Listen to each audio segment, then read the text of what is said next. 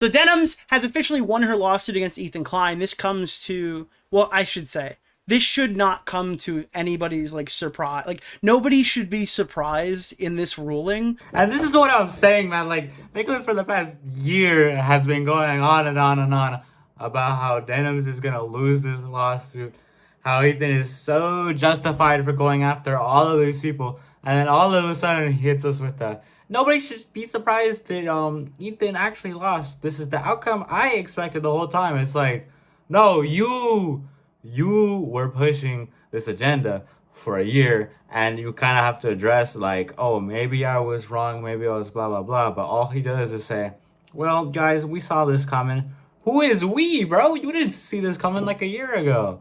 And then he keeps going and going and going. Because we found out 3 weeks ago that beyond any reasonable doubt, Denims had already won.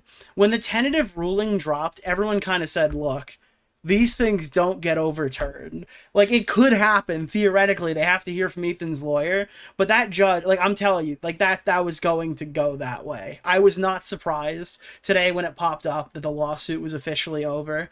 Ethan's obviously going to be appealing and shit like that, whatever.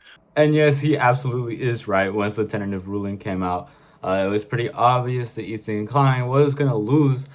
But also, like, bro, the past year, again, you've been saying that Ethan was going to win nonstop. You were very heavily, like, pro Ethan Klein on this.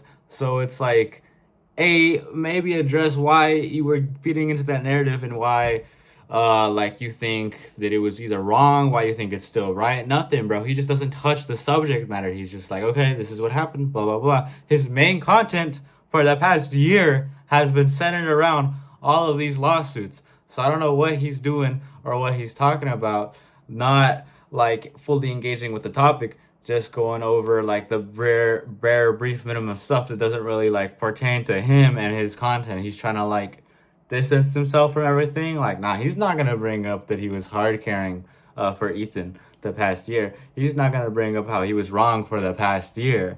He's just gonna bring up the results of the case and then move on with whatever live stream he's doing, cover another topic. And unless it's overturned in a appeal, it's like the first ruling for a live streamer. I don't think that there's a court ruling on that. And I guess if Denims is the standard, Ethan can lose 10 lawsuits and I'll keep watching him. Just a reminder for everyone who's going to cry and maul and seethe at whatever take we give here. If Ethan won the lawsuit, they'd still be mad at me. Despite the fact that I'm not suing any of these people and I'm not in the lawsuit or whatever, win or lose, it's still my fault at the end of the day. So that's I'm not really too burnt up about Ethan's lawsuits. Thank. And this, I hate this. He's basically saying, hey, no matter what outcome, people would still be mad at me. Doesn't matter to me if people are upset. Doesn't matter about the criticism against me. Doesn't matter. I'm still going to be super successful no matter what people say about me. And it's like, bro, you used to be principled, used to engage with people, used to engage with debates, used to engage with conversation.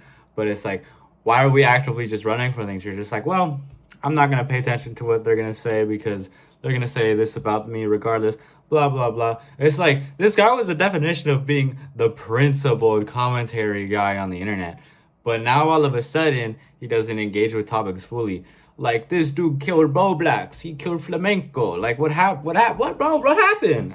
What happened? Why is he just, like, brushing over everything now? It just kind of sucks to see, bro. Like, you used to be somebody who was credible. And it's seemingly like, bro, it's the money. And it's like, bruh. Bro, generally what happened to him? The money. It has to be the money, right? That has to be why he was, like, hard defending Ethan. Why he's, like, incapable of criticizing Ethan to a certain extent. Because you would think he would be running streams like, oh, Ethan Klein, bad guy, evil guy. The way he would run streams on Ian, blah, blah, blah. Like, these were people in the like commentary sphere that get focused on a lot and they get criticized a lot. So you would think Nicholas would be criticizing Ethan a lot heavily, would make entire segments dedicated to criticizing Ethan because he's principled and no matter what he thinks of the guy, he would criticize him. I mean, look at with idubbbz, bro. Like, this dude was probably at one point an idubbbz fan, but then idubbbz started doing stuff that he didn't like, so then he started making videos criticizing Ian because what Ian did went against his principles. But now all of a sudden, when Ethan has these lawsuits that are like questionably, that aren't really justifiable within his own principles, he all of a sudden doesn't want to bring that up. So it's just kind of a brah. It's just kind of a brah moment. The thing I don't understand from his statement is he's talking about the judge's ruling in the same district. The judge didn't rule on Denims' reaction, right? Denims' reaction might have been enough to get the fair use standard. I don't know what they ruled on in the Snark case, because the Snark case wasn't a reaction. You know, the Snark case was related to Reddit posts and like things being put on there. This is ultimately going to come down to whether the content nuke reaction was fair use, and it would be different for Denims, Frogan, and Caseytron. Like, none of them would have the same pathway to success. What's interesting about this to me is he does give a little slight criticism towards Ethan, but it's also kind of the acknowledgement of him saying that Denims' stream was fair use. Right? Denims' reaction might have been enough to get the fair use standard. Here he kind of says, yeah, like the Caseytron and the one with Frogan were different cases, and like blah, blah, blah, blah, blah. And objectively, yeah, he's right. I really don't think that Caseytron and Frogan had that good of a case against Ethan. I think they were just like being unfairly targeted by Ethan. But yeah, by all means, it's hard to defend them because they really didn't react all that good. They didn't really, you know, they were doing some of this, bro. They were doing some of this. Right? Like, I mean, this is kind of hard to like defend as like actual commentary. When he points out like, yeah, there's a difference between every other case, he seems to say that, yeah, this Denims case is legitimate and it does legitimately hold grounds. I mean, obviously it does. She won. It will be appealed by Ethan, and I don't think Ethan's going to be able to get it overturned. I think it's kind of silly that he's even trying to do that. It doesn't really make much sense to me. But whatever. Whatever. I don't know why Ethan Klein just doesn't like stop. Just in general, I feel like he should just stop, but he doesn't. So, oh man, will he ever make a full video criticizing Ethan Klein? Probably not. The money is too good. The money is too good. Can you blame him? Can we really blame him? The money is just that good. Oy, so I think his strategy going forward, as many people have pointed out, Nicholas Deorio is gonna just push away the Ethan stuff.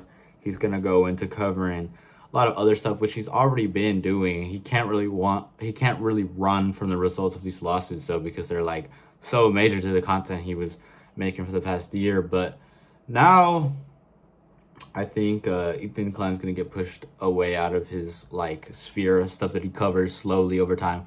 He'll find somebody new to orbit. I have no idea who's gonna be coming up in this space, but eventually one day, he will find somebody to orbit. He'll be a little orbiter for somebody one of these days. A year from now, 2 years from now, who knows? But he's a little cockroach, but he's like DJ Killer Keemstar. Like, he'll find a way. He'll find a way to survive. And you gotta respect him a little bit for that. Like, it's a little respectable. The business mentality. He'd be making money, sold his soul for the money. A brother does respect that.